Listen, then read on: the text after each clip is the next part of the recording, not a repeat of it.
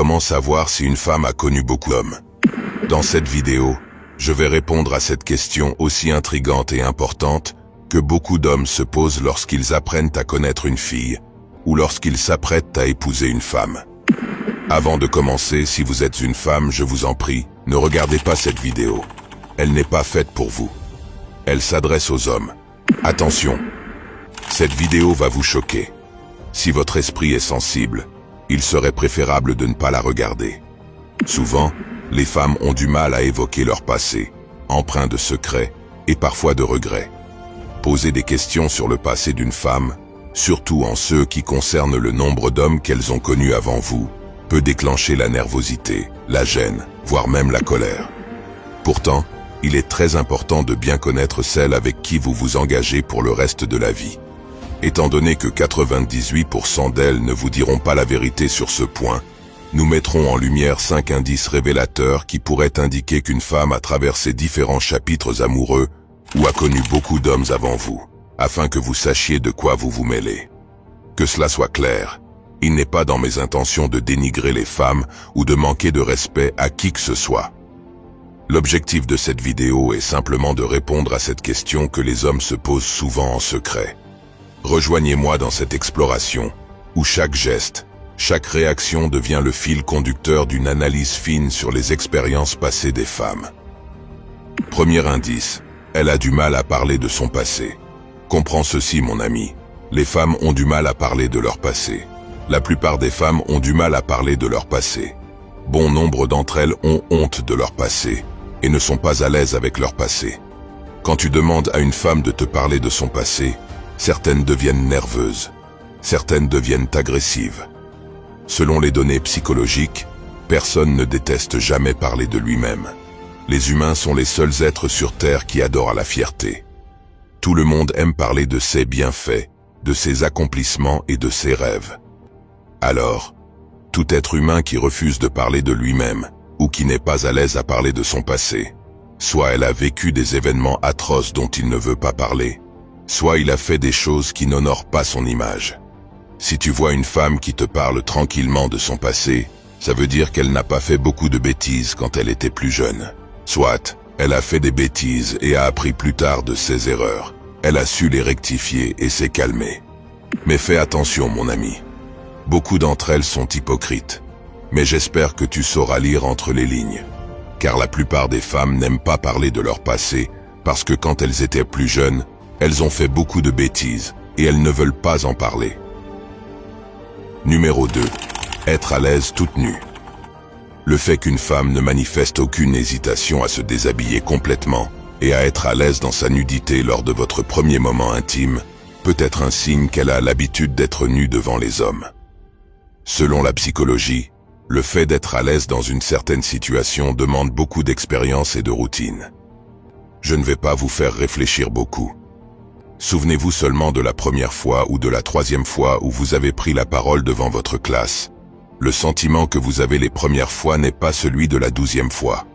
Donc, en se basant sur ce simple fait, une femme qui semble confortable dès le premier contact physique peut indiquer une habitude d'être nue devant des hommes. N'oublie pas ceci, mon ami. L'habitude façonne le confort. Une personne moins expérimentée pourrait être plus réservée ou demander des conditions spécifiques. C'est-à-dire qu'une femme qui n'ait pas l'habitude d'être nue devant les hommes, elle ne peut pas se sentir à l'aise toute nue devant un homme, même quand vous allez commencer à faire l'amour. Soit, elle te demandera d'éteindre la lumière, soit elle te demandera de te tourner parce qu'elle a honte. Même pendant l'acte, elle exigera toujours la couverture alors que vous êtes déjà nu. Même quand vous allez finir pour vous rhabiller, elle va te demander est-ce que tu peux te tourner parce qu'elle n'est pas à l'aise. Il y a des femmes qui ont fait 3 à 4 mois avec un copain, mais malgré ça, elles ont toujours honte d'être nues devant leur petit ami. 3 à 4 mois, mais elles ont toujours honte. Mais une femme qui a connu 5, 6, 7, 8 hommes n'a rien à se reprocher. Elle a l'habitude d'être nue devant les hommes. Et c'est exactement la raison pour laquelle, après le sexe, vous allez la voir se lever facilement, se balader partout dans la pièce. Elle ira se servir un verre d'eau et reviendra et parlera avec vous toute nue comme si de rien n'était. Pourquoi? Parce qu'elle est habituée à être nue devant les hommes. Troisième signe, Expérience au lit. N'oublie pas ceci. 80% des femmes ne sont pas douées au lit. La plupart d'entre elles sont nulles et ne savent même pas comment exciter un homme. Lorsqu'elles viennent chez vous, elles s'attendent à ce que c'est vous qui les satisfassiez. Cependant, si tu tombes sur une femme qui sait comment exciter un homme, qui maîtrise différentes positions même lorsque tu es fatigué, qui est toujours prête pour un 4e ou un 5e tour, mon ami, elle a connu beaucoup d'hommes. Démontrer une telle aisance, endurance et compétence au lit ne peut être acquis que grâce à des relations antérieures variées. Si elle connaît différentes techniques, préférences et styles, cela suggère qu'elle ait exploré divers aspects de l'intimité avec différents partenaires. Numéro 4. Absence de résistance ou la sensation de nager. Il est important de noter que la taille du vagin n'est pas fixe. C'est un organe musculaire élastique capable de s'adapter à différentes tailles et formes. Lors de l'excitation sexuelle, le vagin peut se dilater pour permettre la pénétration, puis retrouver sa taille normale après l'activité sexuelle. Cependant, il est également vrai que certaines femmes peuvent connaître des changements dans la taille ou la sensation de leur vagin, en raison de divers facteurs tels que l'accouchement, l'âge ou même des pratiques sexuelles spécifiques. Si, pendant l'acte avec une jeune femme qui n'a jamais accouché, il n'y a pas de résistance ou de frein, cela peut indiquer une familiarité avec des multiples partenaires. Parfois, tu es en couple avec une femme. À chaque fois que vous faites l'amour, tu as l'impression de nager. Tu vas penser que c'est toi le problème. Et oui, il se peut que tu sois le problème. Mais ce n'est pas toujours réel, mon ami. Parfois, ce n'est pas toi le problème. C'est juste qu'avant toi, elle a connu beaucoup d'hommes. Ce qui veut dire qu'elle a expérimenté différents types de queues. Elle a connu les longs, les courts, les petits, les gros, les larges, les extra larges. Donc quand elle arrive chez toi, tu as un sexe sportif, pas petit, pas gros, un sexe normal.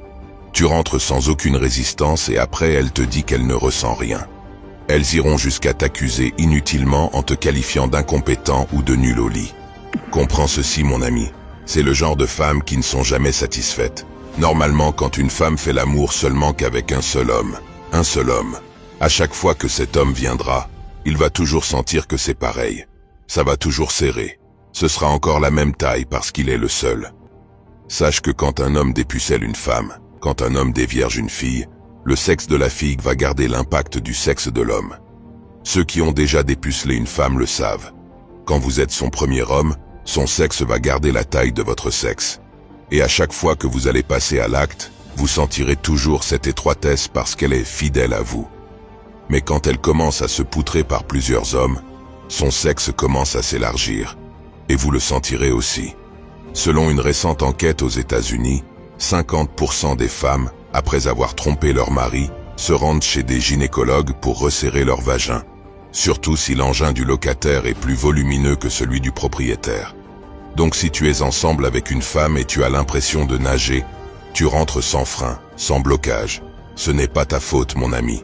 Elle a connu beaucoup d'hommes et qui dit beaucoup d'hommes dit différents types de sexe, les longs, les courts, les larges, les extra larges. Donc ne te prends plus la tête. Numéro 5. Difficulté à maintenir des relations à long terme. Il y a des femmes qui fréquentent 7 ou 8 hommes dans une seule année. Elles peuvent être en couple avec 8 hommes dans l'année. Cela ne veut pas dire qu'elles sortent avec tous les 8 hommes au même moment. Non. Elle peut être en couple avec toi aujourd'hui. Elle fait 3 mois et préfère se séparer avec vous à cause d'un simple problème que vous pouvez régler. Une semaine plus tard, elle se remet en couple. Elle fait 2 mois. Petit problème bête, elle se sépare encore. Elle va rencontrer Paul, va faire 4 mois avec lui, et comme Paul ne répond pas à ses attendements, elle va l'abandonner pour quelqu'un d'autre. La plus longue relation, c'est 6 mois. Pourquoi? Parce qu'elles ont du mal à mettre du temps pour alimenter une relation. Elles ont du mal à rester longtemps dans une relation et une femme qui a du mal à rester longtemps dans une relation, c'est sûr qu'elle connaîtra beaucoup d'hommes, même quand elle décide de mettre du temps dans une relation, elle ressent toujours l'envie d'aller ailleurs. Comprends ceci, mon ami. Certaines femmes sont maudites. Elles pensent que c'est normal d'aller de relation en relation.